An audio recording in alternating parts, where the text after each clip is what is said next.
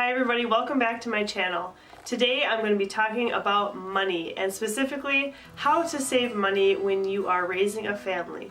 Now even if you don't have a large family like ours, these tips can be helpful for you as well, so stay tuned. So my husband and I have been living on one income, his income, for over 12 years. I've been a stay-at-home / work-from-home mom that entire time, and when you live off one income, which is kind of hard to do nowadays, we found some different tips that have worked for us in regards to being able to save money and so that I can stay home with the children. And I want to share those tips with you today because I think that they could help you as well. The first major change that we made when we decided that I would stay home with the children was to cut the cord. And so the first thing we did was we cut cable. We realized that most of the channels that were on our cable package we weren't even watching at all, and it really just doesn't make sense to pay for something that you're not using. Another thing that we did recently, probably about 4 years ago, is we got rid of our landline phone. And so instead of having a number listed in the phone book, we have a cell phone that we use as a home phone. Now this particular tip will be important as our oldest children begin to learn how to drive and they're on activities away from home. We can just hand them that cell phone that they could use to contact us in an emergency, and they don't need to have their own plan. So it kind of works doubly in that sense. The next major thing that we do to save money is we try to eat as many meals as possible at home. Now even fast food can add up with expenses, but a sit-down restaurant for a family our size can top $100 easy for one sitting. And so we really very rarely go out to eat. It's probably a special occasion, a birthday or something significant that we're celebrating if you ever see us out at a restaurant. Most of the time I cook at home. I don't claim to be any magical, awesome chef or anything, but I do have a series of meals that I like to cook routinely. So we have a meal plan that works for us, and I hope to share that later with you guys. Same goes for school lunches. With 5 kids in school, if they were to eat lunch every day, the bill each week would be over $75. And so we have a rule at our house that each child is allowed to pick 1 or 2 favorite meals from the menu that week in the cafeteria, and the rest of the meals are packed from home. So the kids are usually involved in deciding what goes into their lunchbox. Whatever doesn't get eaten at school in the cold lunch comes straight home and is eaten after school as a snack, because we definitely don't want to be wasting money on food that goes into the garbage. The next money saving tip that I have for you is to buy secondhand, and this can go for basically all types of items. If you think about the larger purchases such as cars, you've obviously heard that brand new cars will lose their value as soon as they are driven off of the lot. And really that goes for pretty much everything. It's just you don't feel that sticker shock as much with the smaller purchases. So if it's something that I know that we need, that we could use secondhand, such as clothing, we definitely try to do that. Another tip to save money is to learn how to do it yourself.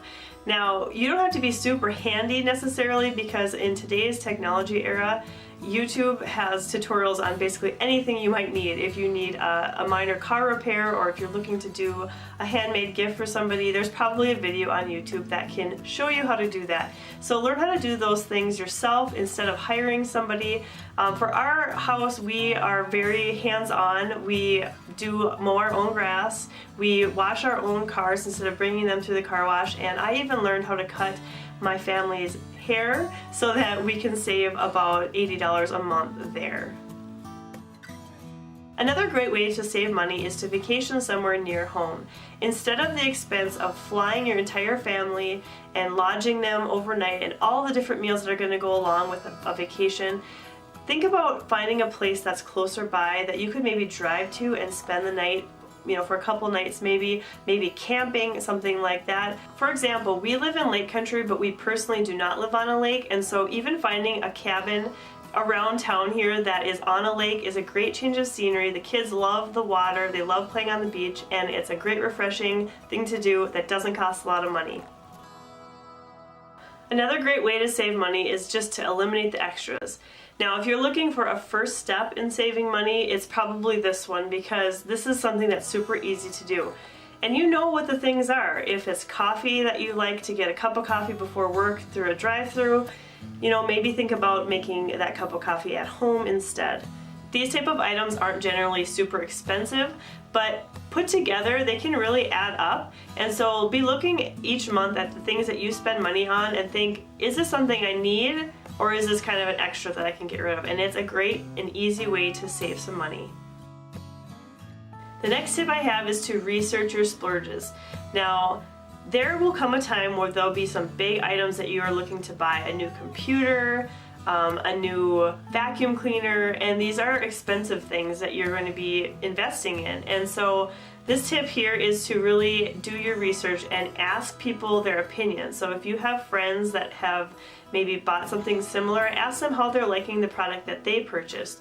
Do some online research also on like Consumer Reports or something like that, and find out when you can get the best deal on that specific item. For example, cameras go on sale usually at the beginning of the year because the new models are starting to roll out, and you can save some big money on big ticket items by just knowing which season that they are on sale. So this next tip might not be very popular, but it is so important, and that is to just say no. And to realize what you have to work with, to really know how much money you have to work with, and realize that you can't necessarily always have everything that you want. You have to sometimes say no. And a good way to do that is to not use credit cards. And we've been credit card free for over 10 years, and it really forces us to only purchase the things that we need or to save up for them instead. And there's been some hard times where we've wanted something very badly, but we have been able to hold off because we know that it's more important to us to make sure that that is paid for with money that we actually have than to borrow it and hope we can pay it back. In the everyday scheme of things, saying no to just going into stores. Just if you're gonna go into a store just to browse around and look for something, that's probably not the best idea, because I almost guarantee it that you will find something that you want to buy. This was super eye-opening for us when we did the no spend challenge, and I will link the video I did on that above. And finally, with saying no, sometimes we also have to say no to our kids. Now, as parents, I know we always want the best for our children, and so if there's a after-school activity or a sports club or something, we want them to try it, we want them to be involved, we want them to find, meet more friends and be in a team environment. But sometimes, actually, kids might understand better than we do what they do and do not like. And so ask the children first if it's something they really want to do, and if they're just not into it, it's okay to say no. That's $50 for that activity that you would have spent that is now safely in your pocket and ready to do something that you actually will enjoy. And finally, quite possibly the most important tip that you will hear on this video is to use a budget. And I know budget can be a bad word sometimes because people don't like to do it. But in going along with what I talked about earlier, knowing how much you have to spend, this is vital, to know how much you have and to be able to allocate that throughout the month so that you know that you're not overspending. It's a great way also to set goals for yourself and to save money throughout the months towards those the larger purchases that you would like to make. We've been budgeting for over 10 years now. We really got serious about it about 10 years ago by learning through Dave Ramsey and his program. We did not take the class, but we listened to a lot of things online, and we read a lot of material, read his books, and that was very helpful for us to really get started. If it's not Every Dollar, which is the budget system that Dave Ramsey has, if it's not that system, there's tons of others. There's YNAB, which is You Need a Budget, and Mint are a couple popular ones. Check them out and see which one might work for your family best, because this really is kind of a building block for saving money. And I think that by doing one, you are 10 steps ahead. I hope these tips are useful for you and that you are on a good start towards money saving and financial freedom. And if you have any comments or questions or something that you would recommend to my viewers, please comment below and share that with me and with all of us, because this is something that's always changing. If you know a way to save money, I would definitely like to hear that. So please comment below. Thank you for watching this video, and I will see you next time. If you enjoyed this video, please consider subscribing to this channel or visiting my website, arrowhillcottage.com, for more tips on creating a simple home and living an intentionally simple life.